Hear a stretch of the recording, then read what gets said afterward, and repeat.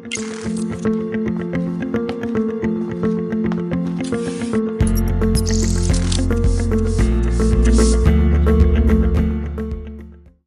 eu vou falar com vocês sobre um assunto delicado e incômodo, mas que é muito importante conversar a respeito, que é sobre erro médico. Só para vocês terem uma ideia, numa publicação do ano 2000, o Instituto Americano de Medicina, naquela época, estimou mais ou menos 98 mil mortes por erro médico. Em números relativos não era tanto, mas só para vocês terem uma ideia, é o equivalente a um jumbo cair todo dia, matar todos durante um ano. E já nesse ano, em 2016, é a terceira causa de morte nos Estados Unidos. E, tradicionalmente, o erro médico sempre foi avaliado num tripé ético e até jurídico relacionado à imprudência, à negligência e à imperícia.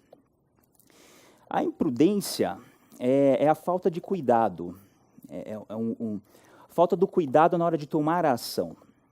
A negligência é relacionada também à falta de cuidado, mas é a falta de cuidado na omissão.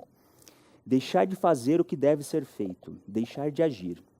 E a imperícia é a falta da habilidade necessária para uma determinada atividade científica ou técnica.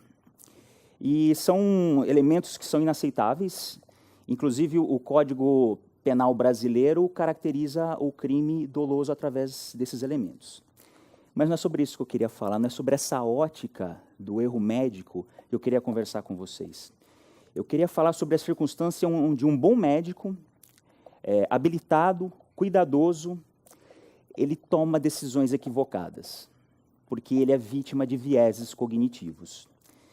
O viés é um desvio, é uma tendência desvirtuada, às vezes até preconceituosa, de observar e agir.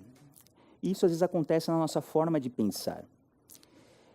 Há controvérsias em como classificar e interpretar esses vieses cognitivos, mas a gente já tem aproximadamente 50 vieses catalogados relacionados a erros na área de saúde.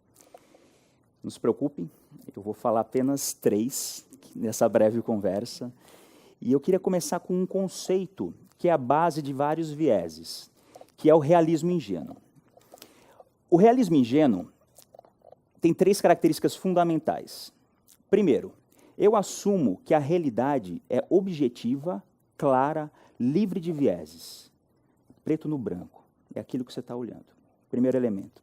O segundo elemento, eu assumo que se eu colocar outra pessoa diante da mesma informação, ela vai interpretar da mesma forma que eu interpretei. E terceiro, qualquer visão diferente da minha, o outro ou é irracional, ou é incapaz, ou tem viés. Essa é a base do realismo ingênuo. E existem algumas maneiras de tentar demonstrar esse conceito. Eu vou usar uma delas aqui com vocês para tentar colocar essa ideia na cabeça de vocês. É um teste muito rápido, é simples. Eu vou batucar uma música que eu tenho certeza que todos aqui conhecem. Aí, no final, vamos ver se isso ficou claro na cabeça de vocês.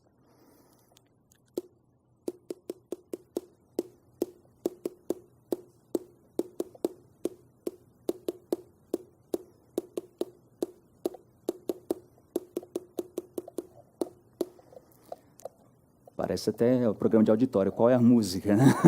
Alguém tem ideia de qual é a música? Não? Parece... Perfeito. Uhum. Na verdade, 2,5% das pessoas acertam esse teste. Agora que você falou, eu vou batucar de novo. Todos já sabem qual é. Porque quando eu batuquei, estava muito claro na minha cabeça.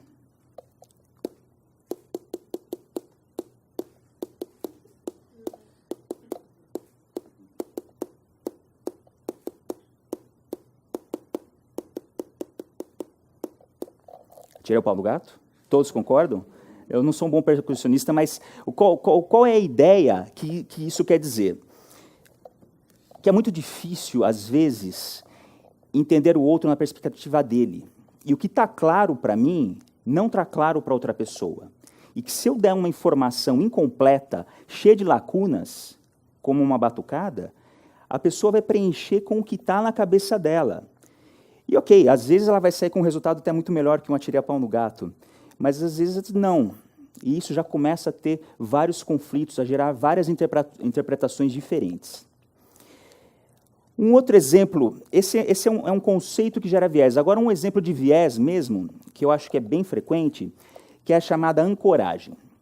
A ancoragem é quando o médico se fixa num detalhe da queixa do paciente e se trava naquilo, daí o motivo ancoragem, e fecha um diagnóstico precoce. E não se modifica o seu pensamento ao longo do processo diagnóstico. Por exemplo, uma mulher de 58 anos, que está no seu sobrepeso, tem diabetes, tem hipertensão, tem colesterol alto, fuma, mas ela tem também uma doença gástrica, uma gastrite crônica e um refluxo. E ela vai para o pronto-socorro se queixando de que na noite anterior ela foi numa festa e abusou de comida, de bebida, e no meio da noite ela foi acordada com um desconforto na boca do estômago, que começava a subir, com náuseas. Se o médico fixar nessa queixa, nessa história da festa, provavelmente ele vai ficar apenas no diagnóstico de uma gastrite relacionada a esse abuso. Mas precisa considerar que talvez seja um infarto. Então, essa é a questão da ancoragem, de você ficar preso e fechar um diagnóstico precocemente. Um outro exemplo, que acontece bastante em qualquer pronto-socorro, é o viés da confirmação. E eu vou passar o conceito com um exemplo que quem vivencia pronto-socorro seguramente vai concordar com isso, que é quando aparece aquele paciente freguês, aquele paciente que vai repetidas vezes ao pronto-socorro e já ganha um rótulo pejorativo, como o freguês, o ansioso, o paciente que competir. E a hora que esse paciente chega, ele já está com esse rótulo, já está formulado na cabeça da equipe de cuidados um pré-diagnóstico. E, às vezes, a nossa mente opera numa forma de querer confirmar o que você já pré-estabeleceu. Esse é o viés de confirmação. A essa altura, alguns de vocês devem estar se perguntando, é possível prevenir isso? É possível a equipe que atende aos pacientes evitar cair em erros cognitivos, em julgamentos imprecisos? Sim, há técnicas, há maneiras de lidar com diferentes vieses e há maneiras gerais. E o primeiro passo é saber que existe. Só ter consciência disso já muda a maneira como a gente encara um processo diagnóstico e terapêutico. E quanto mais gente souber, melhor, na verdade. O médico e toda a equipe multidisciplinar que atende esse paciente, inclusive o próprio paciente, saber que existe isso, que esse engano pode acontecer, que essa falha de comunicação às vezes acontece. E digo mais, é importante que as instituições saibam disso, porque muitas vezes, para evitar vieses, a instituição, os hospitais montam protocolos para diagnóstico e para tratamento. Só que, se o protocolo não for bem feito, se o protocolo não levar em conta esses vieses, ele vai gerar erro, ele vai induzir ao erro.